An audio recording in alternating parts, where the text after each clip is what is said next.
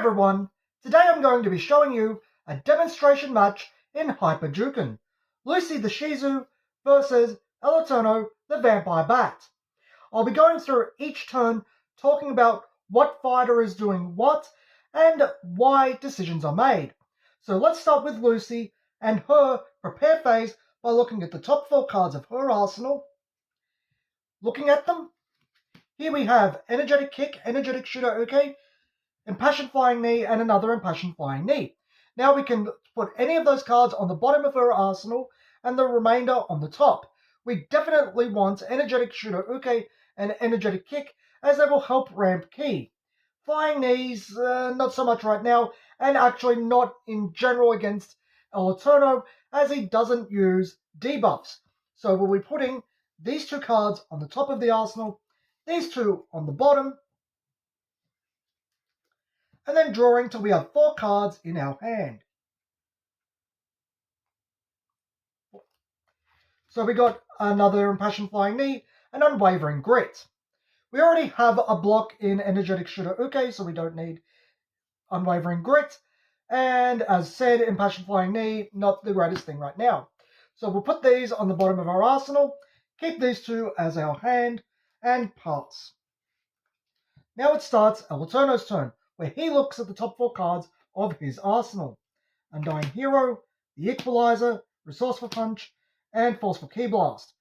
Well, we can get the Undying Hero via Adaptive Form 1.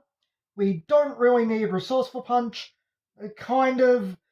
Forceful Ki Blast is a staple. We might want to keep that. And the Equalizer, we're not going to have enough Ki for quite some time.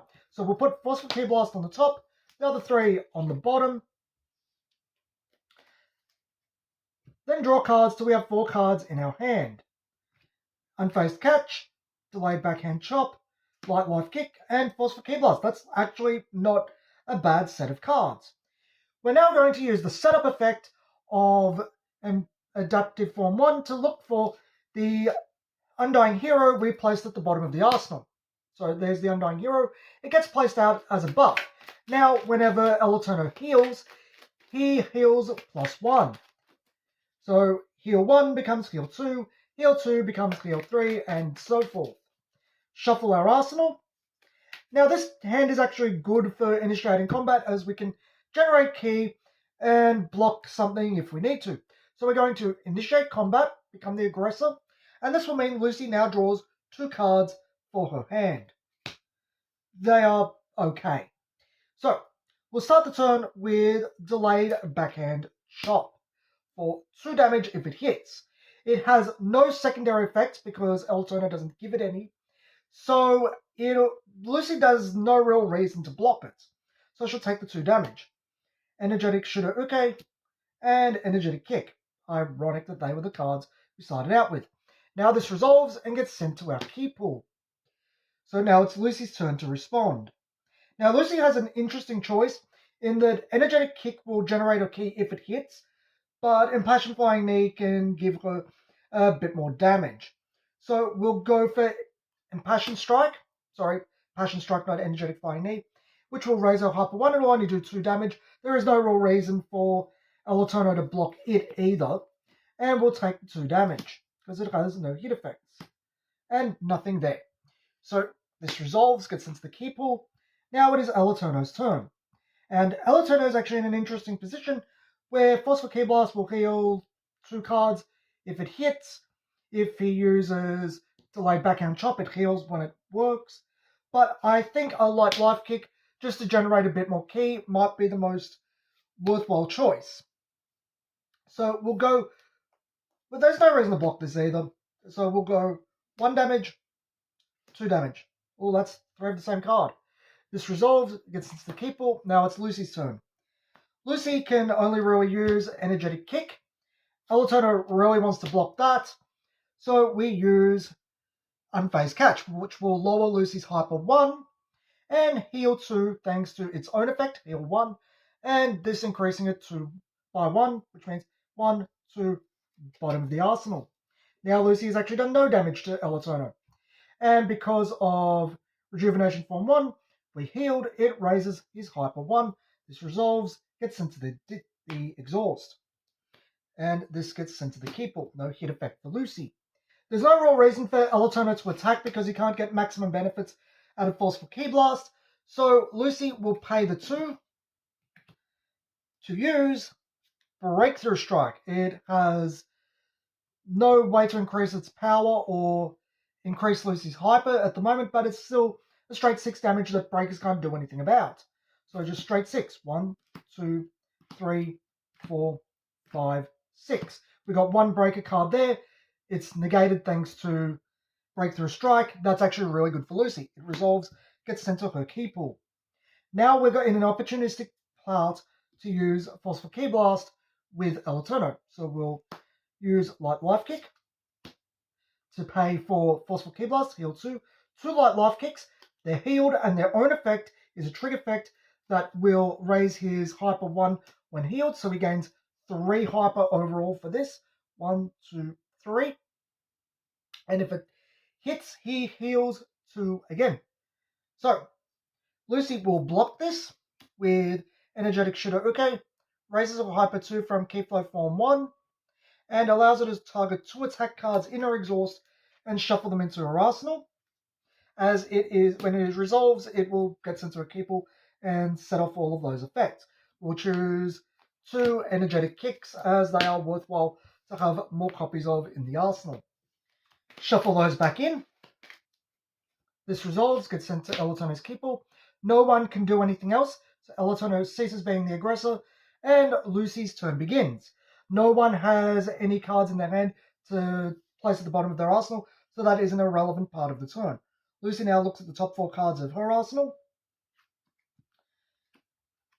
With the exception of Unwavering Grit, this is actually a really good hand, so we'll place Unwavering Grit on the bottom. We'll imagine the other 3 went to the top and just draw the last one. High X block, high cross block. So we'll use the Most Excitable Girl, which will raise Lucy's hyper 2, so it's at 4. And will become a buff. Now her hyper meter is reduced by 3, so it is 6. It might actually be somewhat beneficial to initiate combat now, but I don't really think so. We'll place High Cross Block at the bottom of Lucy's arsenal. Hopefully we draw more attack cards, or we initiate next turn, and now it can be Elatono's turn. Elatono looks at the top 4 cards of his arsenal. This is a mostly decent hand. Resourceful Punch. We'll get 1 hit effect off Elatono and raise hyper twice. Heal 2. Light Life Kick is good for generating more ki. Resourceful Catch is an alright block that can raise his hyper. The Equalizer is not really that beneficial now, especially if we get Backsweep Kick. So I'll place that on the bottom. The rest are on the top for context. And draw the last one. No, we don't want that. And now it is Lucy's turn again. So Lucy looks at the top 4 cards of her arsenal. This is starting to get better. Most Excitable Girl is considered to be a draw card at this point. Most as well actually rig it up. So our first thing in combat will raise our Hyper 2, enter Hyper Form, and we don't lose a card because of the Most Excitable Girl's functionality. So we can place... that's actually really interesting. So we'll place Burst Takedown because it's hard to block. Power Strike because we want to draw it. The Most Excitable Girl because we want to draw it. And Burst Power Strike at the bottom. We can get it again later. So we have 2 cards in our hand. We draw the Most Excitable Girl and Burst Power Strike. Now we can use the Most Excitable Girl's setup effect to raise our Hyper 2, which will put us in Lucy's Hyper form and draw us a card. Now we're set up for combat. This resolves, gets into the exhaust. Now we want to initiate combat. We actually never use normal Lucy's effect. So now Elatono draws a card. It's alright, it's another Resourceful Punch. So we'll start with Lucy, using Breakthrough Strike as a cost to perform Burst Power Strike. Burst Power Strike raises our Hyper 1, and it has Chip 1 from Lucy, plus 2 power from Lucy, plus 2 power from its own effect, so it is 8 power. Chip 1, but breaker effects can be used. Now, whether Elatono wants to try to block that or not is a question. He's still guessing what else she might have, but it is still a lot of damage. Block it with Resourceful Catch. Now the chip damage happens before anything else. Now it raises Hyper 1. It resolves. It resolves. Now Eterno will respond with a light life kick because it's actually pretty decent to have there. There's no reason for Lucy to block it. So 1, 2, resolves.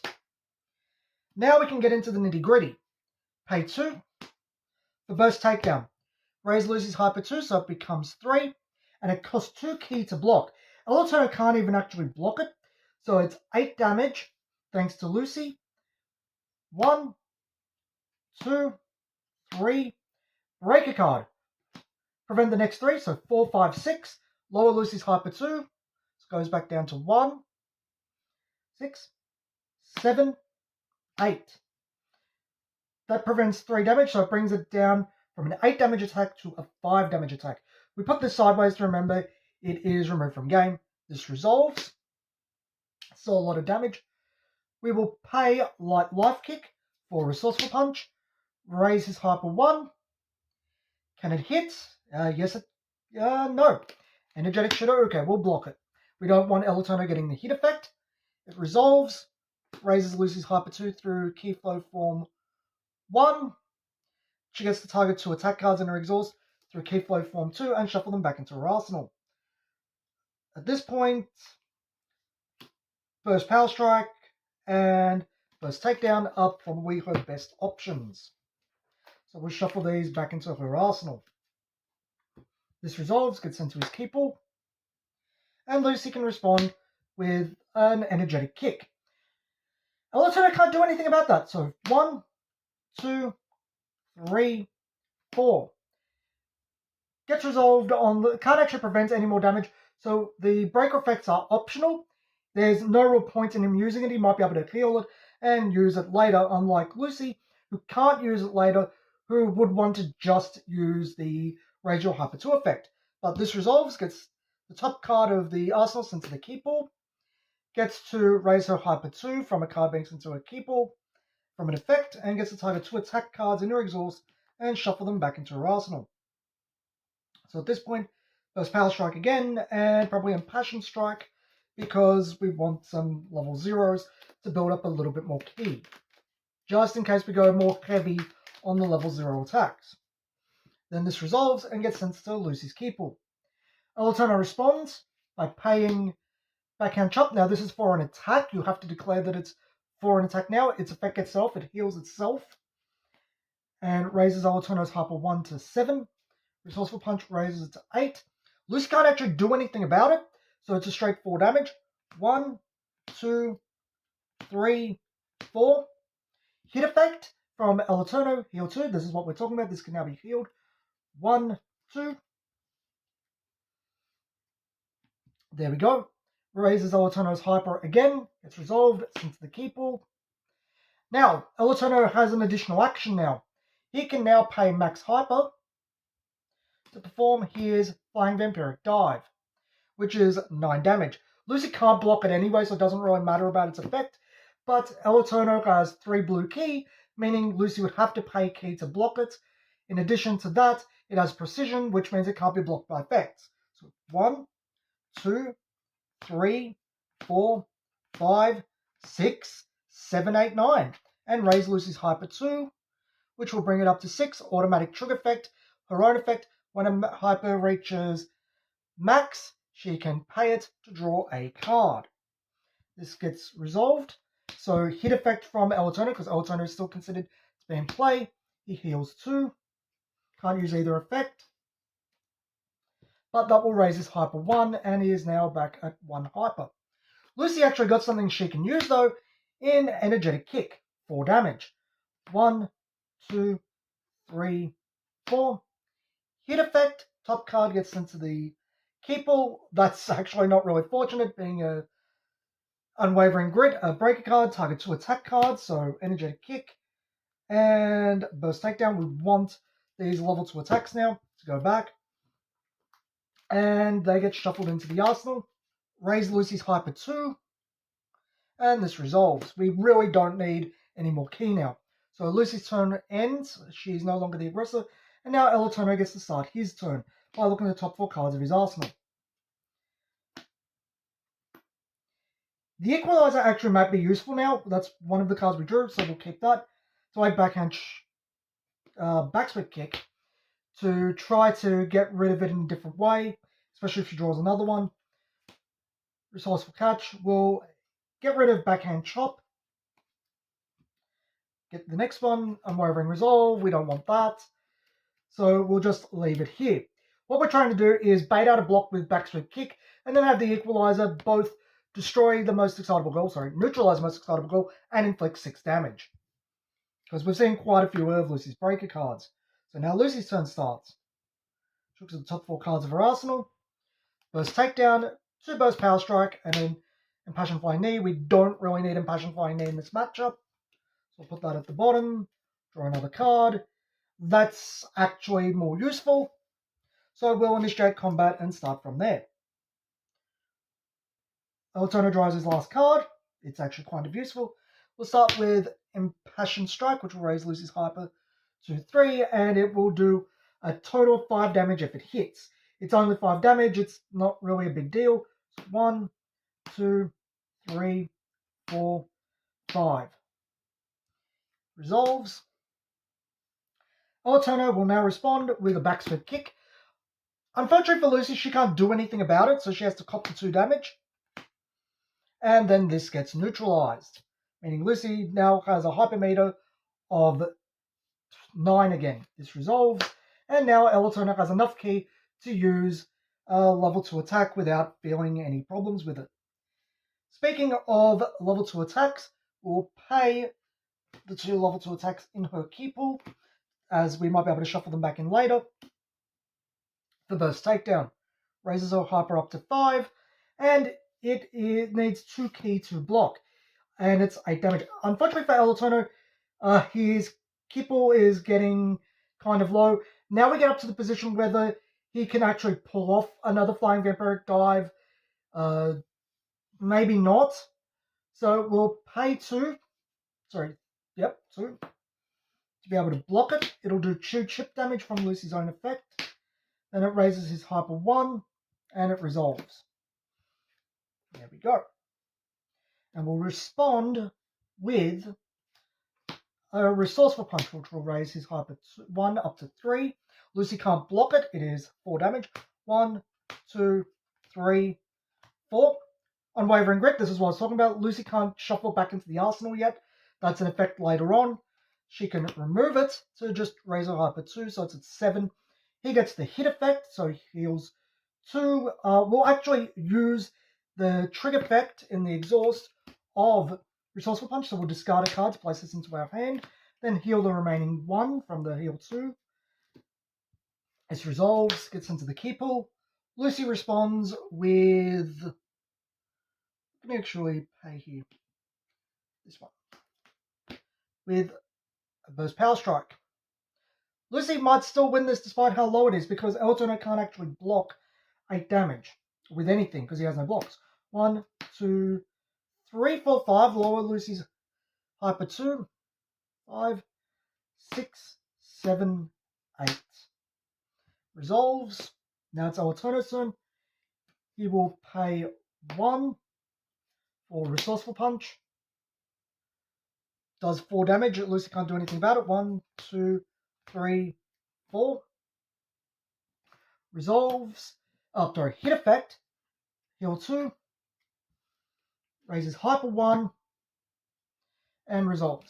Now Lucy might actually win now because Energetic should have okay to pay for Burst Power Strike up to 7 hyper. Doesn't matter. It's 8 damage. And El Eterno has no cards left. So 1, 2, 3, 4, 5.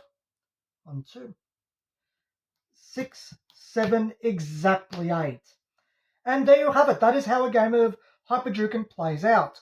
I hope now you have a really good understanding of how to play the game, what's fun about it, how strategic it can be in presuming what your opponent has in your hand.